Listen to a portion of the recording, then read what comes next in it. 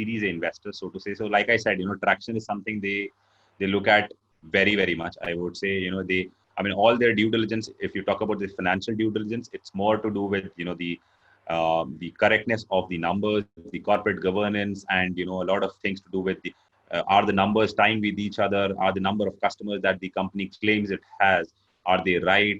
What is the pipeline? Is the order commitment or the pipeline correct or not? So I think, I'll cover a few factors that are very, very significant and important while a startup is planning to go for a Series A fundraise. So I think what is important is for them to create a MIS on a monthly basis of their top line, which is the revenue number, of course. Top line through all different ways that they are getting revenues. So, a startup could have a subscription driven revenue, or maybe a flexible revenue, maybe a activity driven revenue, whatever. They need to have all of that channelized in the right manner. Then they need to also work upon, create other numbers that are very, very important is the bottom line, which is the profitability. Whatever is your profit or loss, or whatever is your net burn, is very, very important to an investor, because he end of day wants to, explore and, extrapolate the numbers to identify what is going to be the burn. If the startup is having a net burn of, say, X amount, what is it that it would have maybe down the line if it is looking to acquire additional X amount of customers. So I think that is very, very important metric for an investor to see.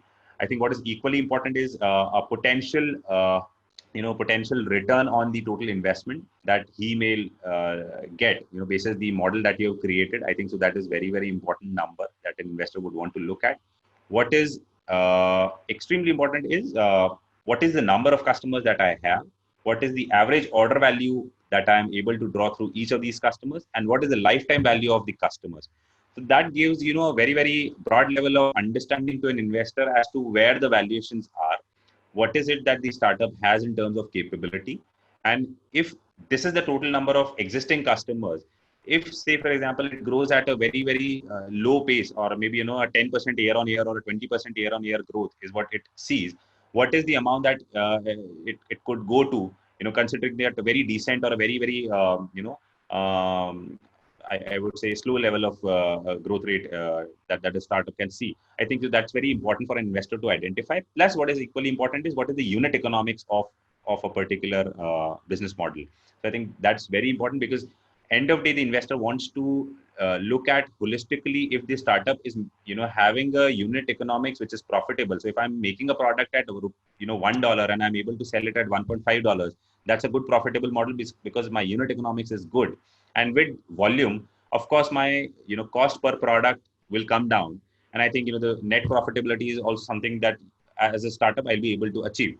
So the investors are not looking for a net profitability at a Series A stage, but what they're essentially looking at is unit economics or a unit profitability, wherein my marketing cost and my direct costs are all taken care of, and I'm still running profitable. So I should have a contribution margin one, which is a profitable way.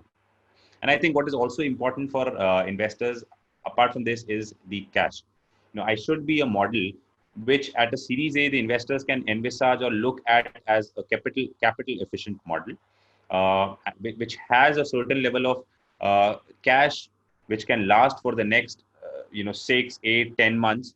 And when they invest, there should be enough amount that I am able to raise and, also get through my revenues, which can last me for at least another 18 to 24 months, because a Series B round of funding, with all due efforts and, all committed efforts of the founders and investors together, may take anything between 18 to 24 months, at least, if not more.